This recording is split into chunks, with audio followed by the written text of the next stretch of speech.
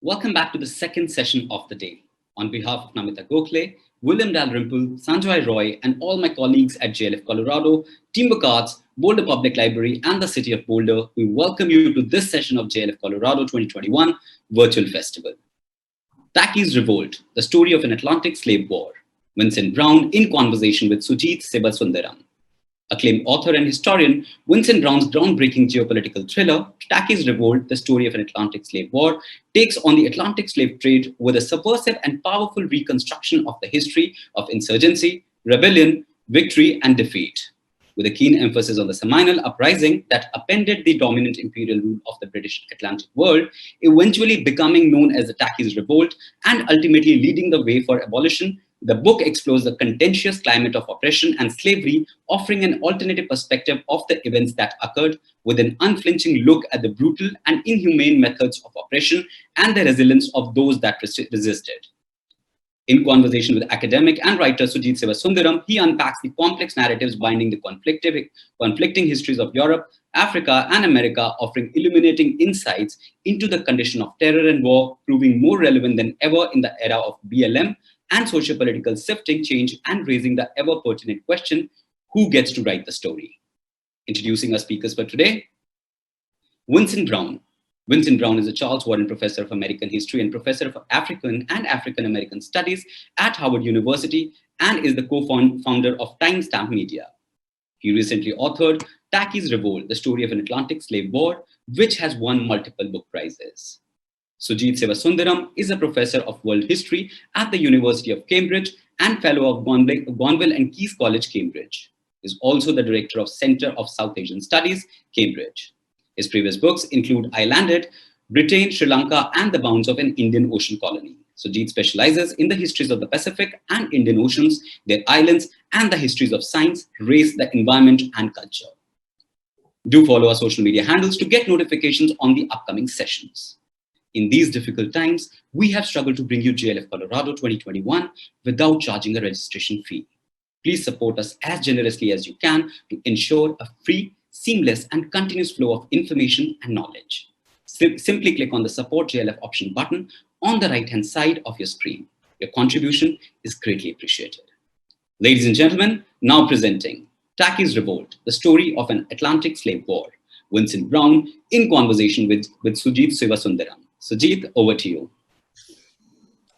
Brown, it's an absolute honor to be in conversation with you because I've admired your work for years. And it was also an honor, of course, to read this book, Tacky's Revolt, as a juror of the Cundill Prize, where, of course, Tacky's Revolt was a finalist. There are lots of things I really, really liked about the book. The foregrounding of a particular revolt of enslaved peoples in really a panoramic landscape. The focus on war, migration, and diaspora across the Atlantic Ocean, and really the brilliant sensitivity to the complexity of people's lives in the 18th century as well. So I hope that we will pick up some of these themes in our conversation, Vince. So to get us started, this book, which I will hold up, is on first glance, only on first glance, the account of a single revolt, which is Tacky's Revolt. And it's a revolt which has been lost in historical memory. And we're really living in a time, I guess, where many historians are recovering lost histories of people of color. So Vince, can you tell us what Tacky's Revolt was, what happens in 1760 and 1761 in Jamaica, and also what you think this revolt has been lost and deserves retelling at this moment in time? Well, happily, Sujit, but first let me say that I'm grateful to be in conversation with you, a historian I admire tremendously for many of the same reasons that you credit Tacky's Revolt as being interesting to you, looking at these broad historical themes across a sweeping geography from unique and oblique angles, especially often from the perspective of the peoples we don't consider to be making that history, and yet they very much did. And so kind of in that vein, what I'm trying to do with Tacky's Revolt is look at the British Empire during the era of Atlantic slavery and the Atlantic slave trade from the perspective of its victims, but also the people who made difficulty for the smooth progress of imperial slavery in the British Empire. Tacky's Revolt an uprising of enslaved Africans, primarily from the Gold Coast of West Africa, roughly what's now Ghana, occurred in 1760 and went on into 1761. And it was the largest slave revolt in the 18th century British Empire, and was widely acknowledged as that in the 1760s, that it was probably the most significant challenge to the British Empire in America before the North American colonist revolt of the 1770s, which created the nation state of the United States of America. And so it's a major revolt, but not really well known, even to colonial historians of the Americas, in part because they think of it mostly just as a slave revolt. And therefore it seems to occupy a separate history, a purely African-American history, or a Caribbean history, and not the history of the larger imperial transformations that everybody understands the history of the US to be. So it's often not known that, especially by Americans, that the British didn't have 13 colonies in North America. They had 26 colonies in the Americas. And by far the most profitable, most militarily significant, and best politically connected of those colonies were those colonies in the Caribbean, with Jamaica being foremost among them. So this revolt in 1760 was not only the largest slave revolt in the 18th century British Empire, it was the largest revolt in the most important colony in the British Empire in America in the 18th century, right? When one thinks of Jamaica in the mid 18th century, right, it is so profitable that in fact a free white male in Jamaica is worth about 57 times the worth of a free white male in Massachusetts, which is the least profitable colony in the British Empire. And yet, because the revolutionary ferment of the 1770s really takes off in Massachusetts, we tend to identify Massachusetts as the locus of the British Empire because we're merely doing the prehistory of the United States. And here is where that perspective, from below really comes into play, which is that if we're only thinking of British America as the prehistory of the United States, the powerful nation state that emerges from the British Empire, into the 19th century, we are forgetting the perspective of all of those people who lived within the British Empire, struggled within the British Empire, fought against it, or made it work around the world. And in this case, around the Atlantic world in this region. So when one does that, one sees that the history of Africa is just as important, in some ways more important, to the development of the British Empire in America as the history of Europe. And we don't tend to link up historical developments in Africa with historical developments in the Americas, even during this period. We just think of the slave trade as a trade in bodies, rather than a trade in people who have histories, historical perspectives, and struggles that they continue in the Americas that predate their migration, their captive and forced migration to America from West Africa.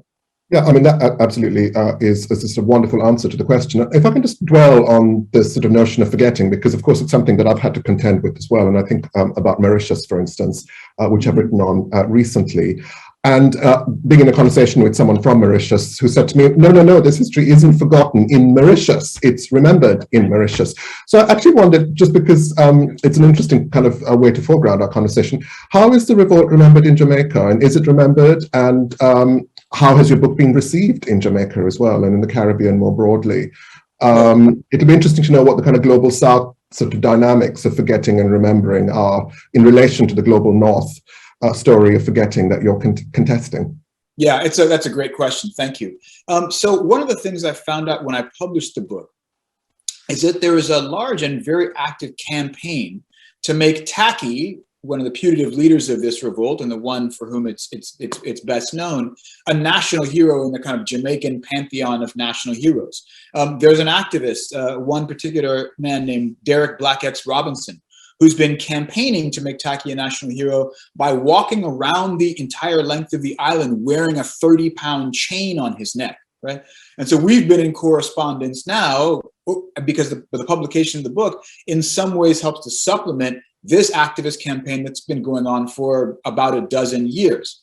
Now, there are differences in the approaches, obviously, right? The activist campaign focuses mostly on Tacky as a national hero, a principal leader of the revolt.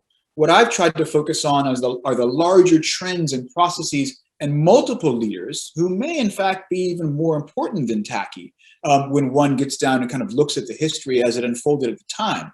And so the tension between kind of trying to identify, a national hero as leader of this revolt and trying to identify the processes which connect up various historical currents around the Atlantic world is something that I'm negotiating, right, with the activists in this movement. So that's interesting.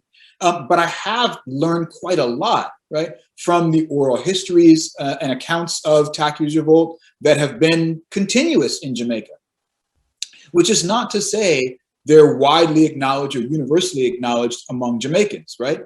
Tacky is not a national hero as Marcus Garvey is, as Nanny is, who was a leader of a maroon polity in the 18th century Jamaica, as Sam Sharp is, and others, right? So Tacky's revolt is kind of it's even a kind of subterranean history within Jamaica. It's a history among activists. It's a history among Rastafarians. It's a history among people who kind of think about the African dimensions of Jamaican national history more so than, the elite dimensions of Jamaican national history. Well, that's fascinating, because in a sense, the book actually bridges the global South with the global North in many ways and takes the story of America down to the Caribbean from Massachusetts, as you were saying earlier.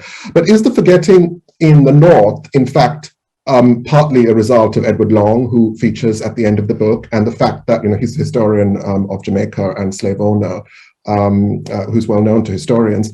So in some ways, what you're doing is an anti-racist act of narration in order to counter the racist forgetting of the global North, even though the memory of Tacky features in complex ways in the Caribbean till today. Is that right? No, that's absolutely right. For 250 years, we mostly knew about these events that are called Tacky's Revolt through the 1774 history of Jamaica written by the Jamaican planter Edward Long that you mentioned. And Long, of course, being a Jamaican planter, is not is not a friend of the rebels. He absolutely hates Africans, in fact, and writes the story of the revolt as part of his articulation of a severe anti-Black racism that he's beginning to articulate in the late 18th century. Often people accord Edward Long a significance in the origins of scientific racism, which comes to dominate 19th century anti-Black thought. But Edward Long is responding to the revolts of these African rebels. So one of the things I was trying to do in this book is not leave us with Edward Long's account of these events as the standard event, right? To really go beneath him and look at how these events themselves produced a text like Edward Long's History of Jamaica, how his summary of the history kind of emerges from his fear and his contention with the actual, activities of these African rebels. Yeah, so one of the things that I really admire about the book is the way that it scales up and scales down as well. And so it's partly an argument about war, of course. And as you describe it, if I've got it right, it's about war within war. And so it's not only about Tacky's revolt, though, as I said earlier, on first glance, it can appear so, because it's also about war on the coast of Africa and also about war at the global scale with the 7 Years' War. So I wondered whether you could just sketch out what the links are between these various different wars. How can you move from something quite particular, which is Tacky's revolt, with capital R revolt, actually signifying the problem in some ways, to these other contexts of war, which frame your story and the argument of the book? Oh, well, that's great. So first, conceptually, which is that, we tend to think of revolt in terms of resistance, right? Resistance to duly constituted power. So in this case, resistance to the power of slaveholders, resistance to the power of planters, resistance to the power of the British Empire in Jamaica, right? But when one shifts the focus to think not just of, revolt in this kind of dyadic sense, right? But, two people and one revolting against the power of another, but to think about the initiative of the rebels, one has to go through and think about, okay, so how do I know, or how can I imagine what they wanted out of these events? How do their histories that maybe pre-exist the history of British plantation slavery inform what they're doing in the context of this revolt? And so as I began to ask and answer that question, it drew me into the history of West African conflict, because many of these people who fought Tacky's revolt had been soldiers in West African wars. And I think briefly as background, you need to know that perhaps more than half of the people who were captive in the transatlantic slave trade had been captives of African wars that were sold to the Europeans, or people who were displaced by African wars, right? And their consequences, famine and the collapse of states, and made vulnerable to capture. Those are the people who ended up in slavery, right? Now, part of that was because one of the principal products the British traded to West Africans for slaves were firearms, right? There was a huge and expanding industry of British-made firearms, and the British had an advantage in selling firearms to the Africans, which increased the scale and lethality of these African wars, which facilitated more captives for sale to these plantations to help build British capitalist agriculture in the Americas, right? But what that meant for the Africans themselves is many of them had experiences of war.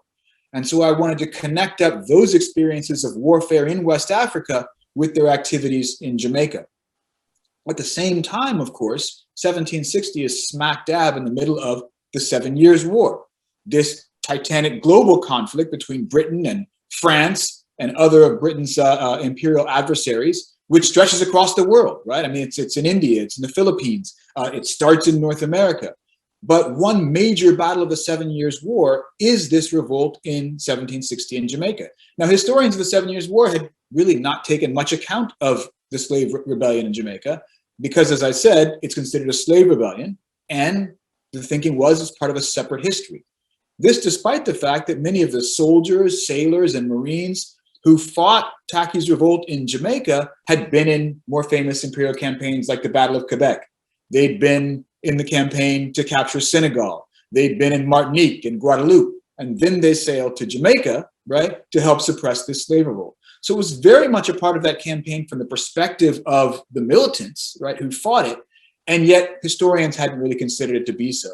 So as I expanded out the canvas to think about the experience of the people who fought in these wars in Jamaica, I had to connect it up with these global conflicts and these conflicts in other regions. And that's how I decided I need to see Tacky's revolt as a war within a series, an interlinked series, an internetworked series of other wars, right? With intersecting and sometimes parallel combatants who fought in various campaigns around the world, who come together in, a node in this network of wars in Jamaica in 1760 and 1761. I mean, the thing that's striking, and this reminds me of trying to do this myself for a later period, the Age of Revolutions in the Indian Ocean and the Pacific Ocean with waves across the South, is that it's really challenging to do this because you've got to be on top of the literature on West Africa, you've got to be on top of the literature on the Caribbean, on global warfare, the 7 Years' War. So, I mean, that's just a sort of comment. And I guess the challenge sort of arises then in turn in how to keep a hold on individuals and on the intimate details. And that's something you have done brilliantly in this book. And I just wanted you to sort of reflect on how you did it, really. I mean, how you didn't sort of let go of the individuals, because it's quite easy for this story to fall back into structural analysis of warfare on the global scale or strategy and geopolitics. But it's all of those things, but it's not only all of those things, it's actually also about individuals. So could you reflect on really the challenges of bringing individual lives to the fore of a narrative like this, whilst moving between all of these different contexts and keeping global change in view as well? I will, but I'll turn the question around and ask you the same. Oh, gosh. You've done it brilliantly too. And I'll just tell the audience that I'm excited to teach your Waves Across the South in my early American pro seminar for graduate students next semester, where we're going to kind of end with a perspective on the Age of Revolution that doesn't start and end with Massachusetts and the 13 North American colonies that broke away, but which really kind of like looks at the world from the Pacific and the Indian Oceans into which the United States is going to expand in a later period. And you've done the same thing. And, I can kick this back and forth, but I'll just start by saying, it requires a movement between various scales. First, you have to acknowledge that, there are people who are moving from place to place. And if you begin with those people who are moving from place to place, and not just the imperial administrators or the merchants, right? But, certainly in the case of the slave trade or in the case of these soldiers, those subaltern people as well are moving. And you may not have a lot of sources produced by them, but you have a lot of sources produced about them because they're fundamental to the entire effort of making this transnational history of empire, of trade, et cetera, et cetera. And so there's a lot of triangulation you have to do. And I think that requires a certain kind of assumption about the sources. What I mean by that is this, is that the source produced by a merchant or by an imperial officer, right, about these subaltern peoples is also not just a reflection of what happened, but it's an artifact of an engagement with those people. And one wants to kind of look at those sources and try to see how it is those people that they don't describe very well or very neatly might have shaped the perception that went into making the source. So you read the source of the merchant, the planter, the imperial officer in some ways as an encounter with those subaltern people. And I think a lot of things begin to emerge. Once you take that basic perspective on sources, you can see all of the plausible narratives, even biographical histories for those people that are not well described. So I'll come to a specific example, which is I begin the book with a man named Apongo, who was renamed Wager in the Americas. And we know from the diary of a plantation overseer in Jamaica that Apongo had been an official of some sort in West Africa. And he had traded with the British chief agent of Cape Coast Castle, which was Britain's principal fort on the Gold Coast, in the 1730s or early 1740s when that man was there. Now, the agent of Cape Coast Castle, a man named John Cope, retires from his position there. He sets himself up as a planter in Jamaica. Some years after that, this man, this African man, Apongo, is himself captured, enslaved, sold to the Europeans. He comes out to Jamaica and he again encounters John Cope, the former chief agent of Cape Coast Castle. And John Cope, seeing Apongo as a man of honor who's unfortunately enslaved, lays out a tablecloth for him for Sunday visits and tells him, or at least insinuates, that when Apongo's master returns to the island, his owner is a Royal Navy ship captain, he'll have Apongo redeemed and sent home to Africa. But John Cope dies in 1756, and sometime in the intervening 4 years, Apongo becomes one of the leaders of this largest slave revolt in the 18th century British Empire. Now, by looking at, I didn't have Apongo's diary, I didn't have Apongo's records, I didn't have a pamphlet or or anything announcing his intentions to revolution. What I had were the records of this plantation overseer, some records for the slave trader John Cope in West Africa, records for the account of Apongo's owner, Captain Arthur Forrest of the British Royal Navy. And by using all of those records, I was able to come up with some plausible scenarios for Apongo's movement, for his life story, that I think indicate potentially the life story of many other Africans who could have been in similar kinds of situations. So I don't have a biography, but what I have, I think, is in some ways something much richer, which is a set of a kind of composite character of many of these Africans who became rebels in the Americas, which I wouldn't have if I only had, say, a biography of Apongo that allowed me to report directly on his activities. I wouldn't have had to extend out to his world in the same way that I think we have to do when we're doing these subaltern histories. No, I mean, that works for me perfectly as well. And it just reminds me that people of color did much more than we imagine in this era, right? We imagine that, they didn't have much leeway to move, or they didn't actually sort of exert their presence as much. So I interrupt you, but that they were geopolitical actors, as you said, right? We tend to think of something like, like a slave rebellion as something that occurs just on a plantation, or just occurs in an island colony. But I think, as you've shown, right, these people have a geopolitical framework.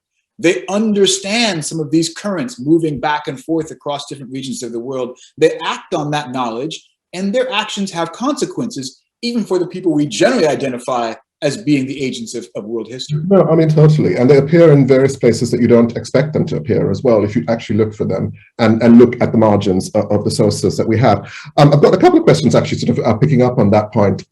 Geography matters a lot for your work, but also in some ways for my work, actually. And there are wonderful maps in the book. And in fact, I know that you've been involved with the Digital History Project to feed into this book as well. So I wondered whether you could say a little bit about placemaking, really, as something that's happening in the book on the part of rebels, on the part of a whole range of people on the move. To what extent do people of color have a global imagination in this story, or an Atlantic imagination? How do we think about place and the significance of place and even intimate places for their actions in this story? Well, in some ways, my emphasis on geography and placemaking is provoked by your last question, which is kind of what are the sources I have to write these histories if I don't have print materials produced by the people that I'm interested in? And what I had were trajectories, as I said, trajectories across different places. And by really getting into the geography and focusing on the kind of environments, the immediate environments from which these people came, I thought I'd be able to say something certainly about their movements, but maybe also make some guesses about their initiatives and their worldviews, as you say, their sense of place. So I had to incorporate a kind of a fairly deep understanding of the kinds of environmental worlds people were moving through, and really the landscape became a kind of character that helped me tell that story. Now, I can't say that they have a cartographic imagination, right, of an Atlantic that's neat and laid out on a graticule or a grid, the way that Europeans are developing. But what I can show is that they have a sense of how space unfolds across their movements, right? That their sense of region is in many ways defined by their sense of connection to people across different places. And those are multiple and they're quite vast, in fact. And I can say that for everybody who doesn't have a cartographic perspective, that is to say, for everybody who's not a cartographer, themselves, or one of those people kind of in an imperial metropolis or sitting in a drawing room looking at a map, that is principally the way people identify their sense of region, is by moving through space, right? And telling stories about what they see as they move, what they encounter, who they encounter, and how their sense of space connects to or differs from the spaces that they move into. What I was trying to do is convey some of that sense of placemaking as people move. And then more directly, how they come to identify those places with events, with society, with political ideas. And that really gets into placemaking, as you say, right? So before you even get to a name place on a map, you've got things which suggest the importance of a place to people.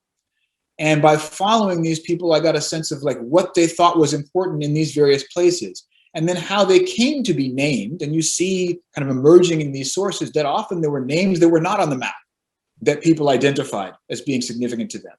And that gave us a sense that there was, just as there were competing imperatives and competing struggles, there were competing senses of place that were struggling to be recognized by people who are, in contention in this world.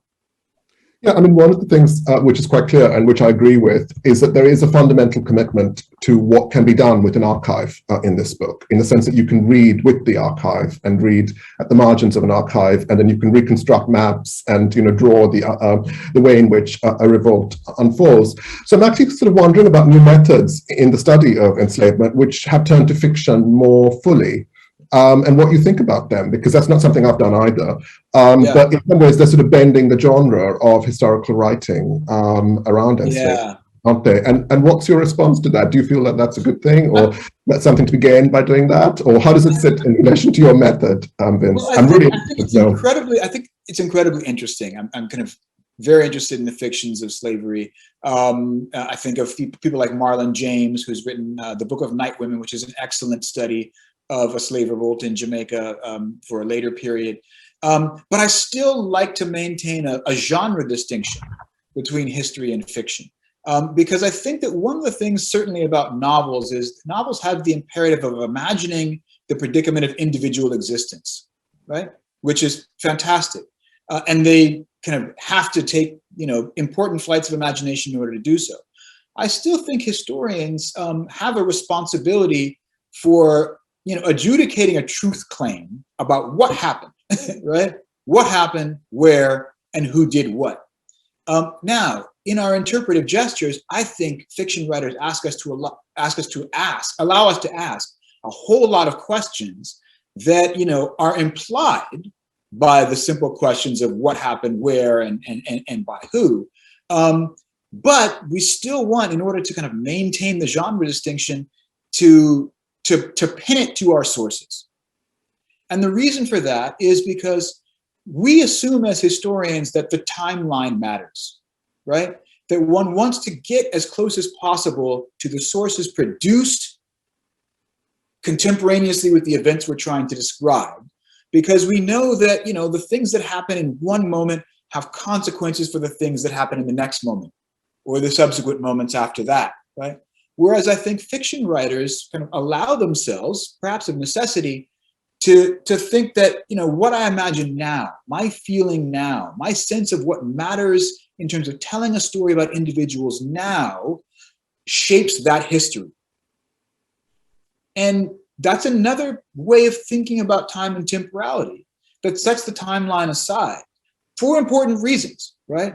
But I do think that we have a responsibility to say, here's what happened, and here's what kind of consequences it had for the things that happen after, because that gives us a sense of change and process. And that we have to, I think that historians are pretty good at interpreting process, in part because the timeline is such an important tool for us. So we have a question from Ben, Vince, who asks about the language question. So he wants to know how language is so deeply rooted, well, he makes the point that language is deeply rooted in colonization and decolonization. So how does one respond to that in a book like this? And maybe one sort of particular way of asking this question is around the language of revolt and rebellion itself, really, and how colonially weighted the classification of political unrest is in a story like this, and how one takes apart that language. Excellent. So language, offers us real limitations when we think about a story like this, because I don't have sources produced in Akan languages, right? In Twi or other Akan languages. I'm largely reading the English language sources.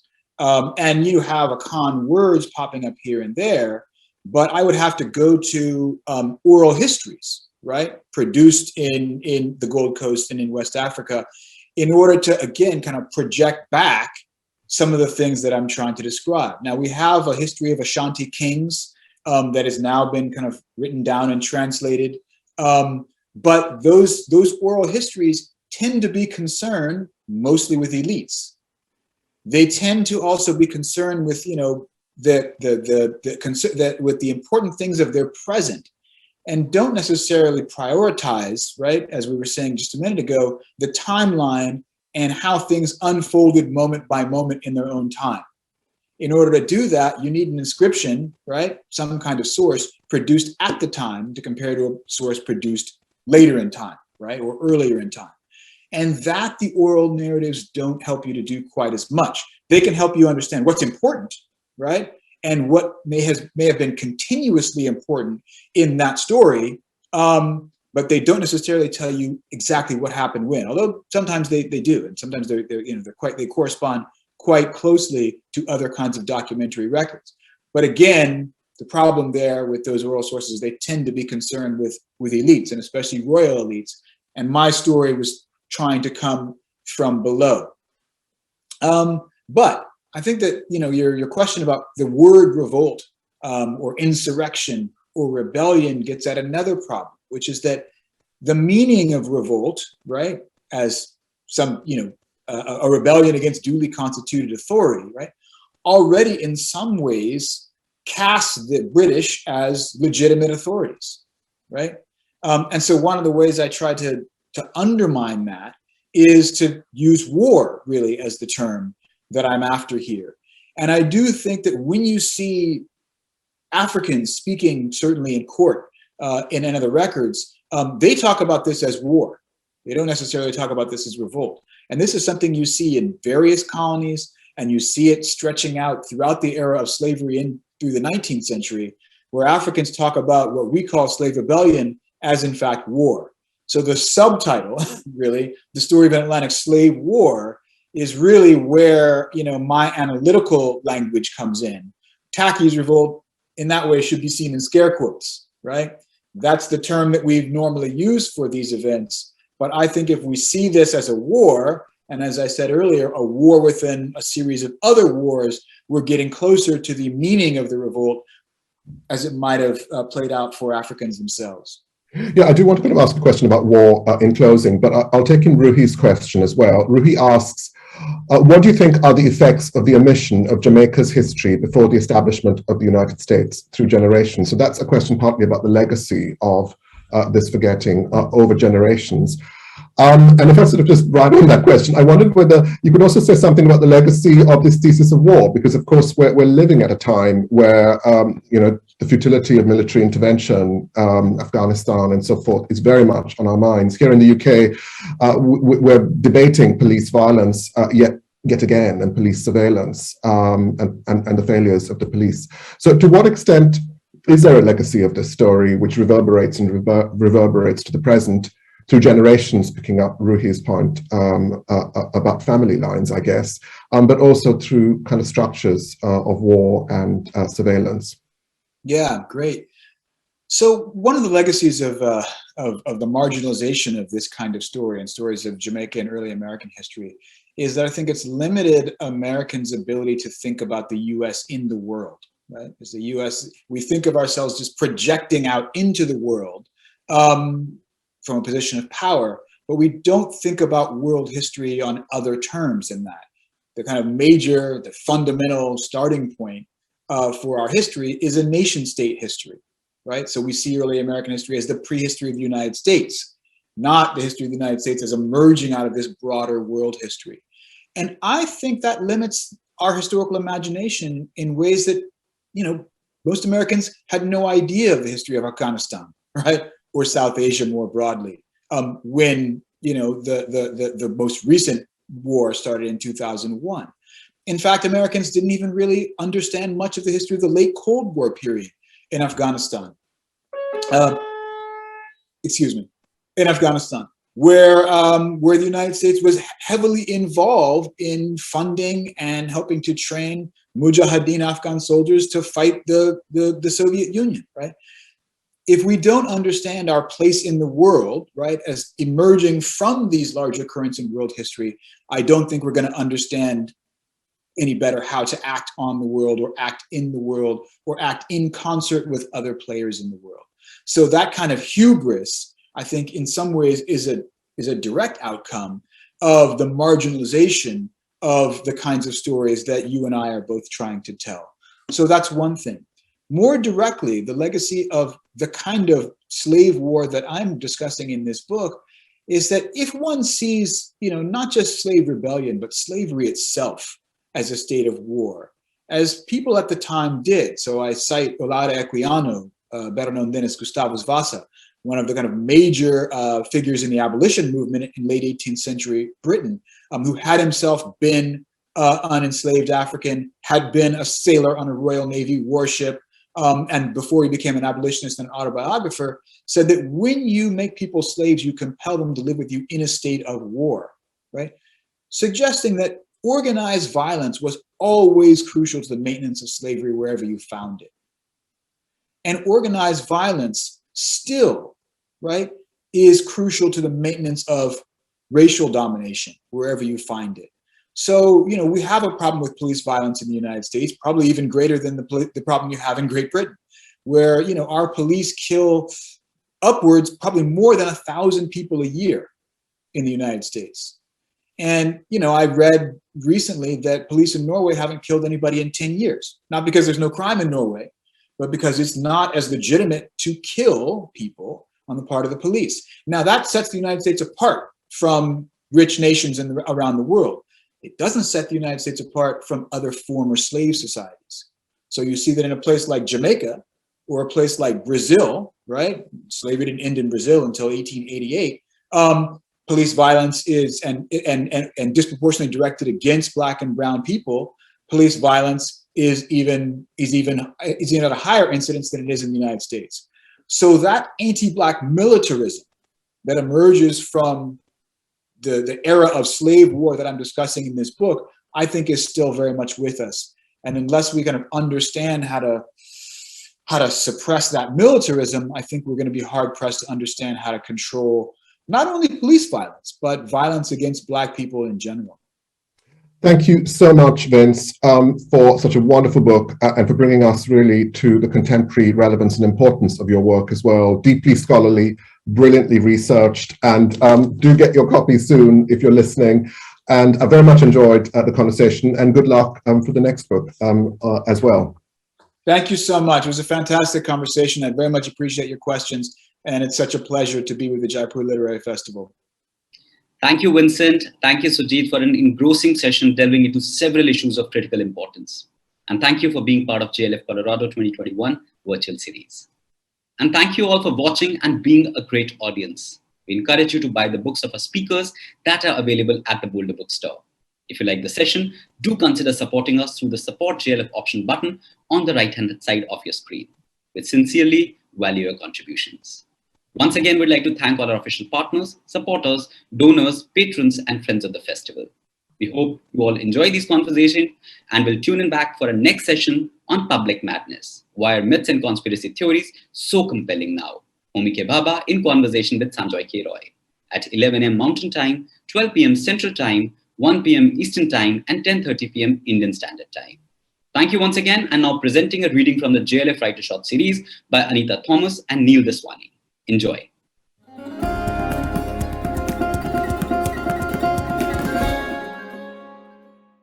I'm fascinated by the impermanence of experiences and especially unremarkable, unnoticed moments. Ordinary enough by themselves, but now these freeze frames mean light, conjunction, and mood and take on a completely new interpretation. I'm a content creator / producer. My first book was published in 2018 and this is my second. It is an art poetry collaboration with Neil Daswani, my photographs and his poetry. I like to describe myself as a banker by day and a poet by night. For me, 2020 was a busy purple patch. I produced and published 3 separate volumes of poetry, leading on to a 4th collaborative work with Anita Thomas titled Camera and Quill. I would send Neil a photograph and each time he would reply with a poem. Very soon we had a book. Hiding in the tall and golden grass, the marksman slowly sets his sights. He lets the stirring wind blow past. His shots ring out as though one. One by one he snuffs out suns and makes the sudden dark descend. Perhaps to himself he still pretends that he truly shot out all the lights. I would look to you for cues, but you never made a sound. You never gave me any clues, though I'd flap my arms around. I shared with you my every dream, but then you never said a word. Since I'm not allowed to scream, I guess my anguish went unheard. Now I'll signal to you by semaphore and you'll tilt your tonsured head. You know, I wanted you so much more, but now all my love for you is dead. White wings welded in the light add power to his thrust and flight. As he rises up to rejoin the skein, to flock together as a team again, as a canopy to the goose in front, no one bird ever takes the brunt. Each wingman was a leader once, the wedge is all but happenstance. White muleta whirling in wind and air, standing rock steady against the tide, threshing through waves as if to dare fish to jump out from where they hide. Spring cleaning the carpet of the sea, he flails at its fabric with his thresh, smoothens out folds so he can free, then coax all creatures to his mesh. Camera and quill represents the coming together of 2 distinct and separate forms of art. And for both Anita and myself, we found that the true power of camera and quill lay in the synthesis.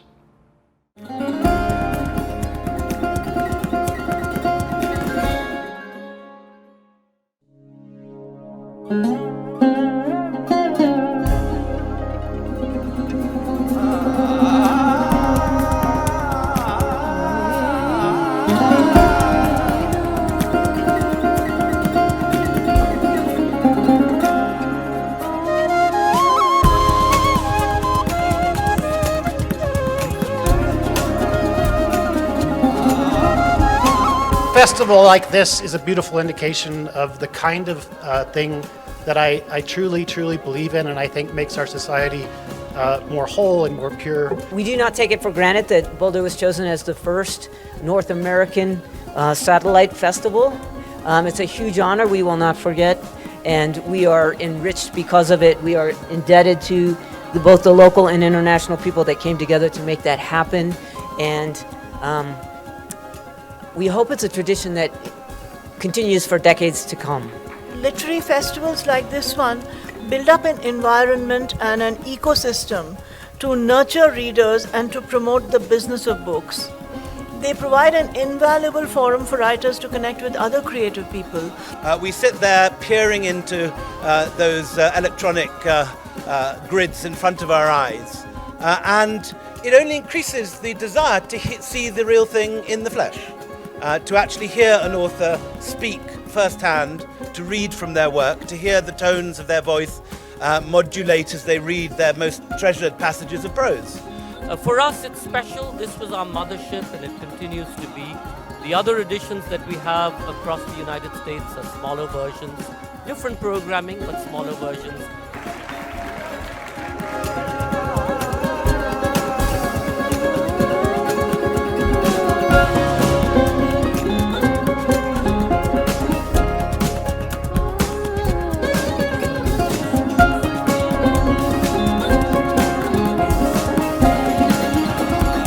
In a sense, to me, religion and art are the same thing.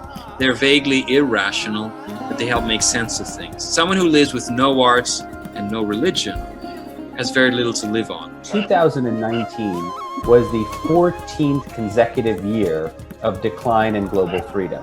You have to think of viruses as intelligent machines, as code crackers. And like all living forms, they have to adapt to their environment. Imagination is a powerful tool. It doesn't matter which part of the world we are in our situation. Are we behind locked bars? Are we roaming freely? Independent thought and process. Our imagination allows us to soar out of any present circumstances that we find ourselves in. And that really is the power of literature and the written word. It allows us to envision a better future. It allows us to consider our past and make sense of the present. Imagination is a tool to be able to free us from the binds and the constrictions that we find ourselves locked into. We can break free. We can soar through the universe. We can rise up into the darkened night like a firefly, illuminating the world. This is what JLF Boulder, Colorado hopes to bring you, something to fire your imagination.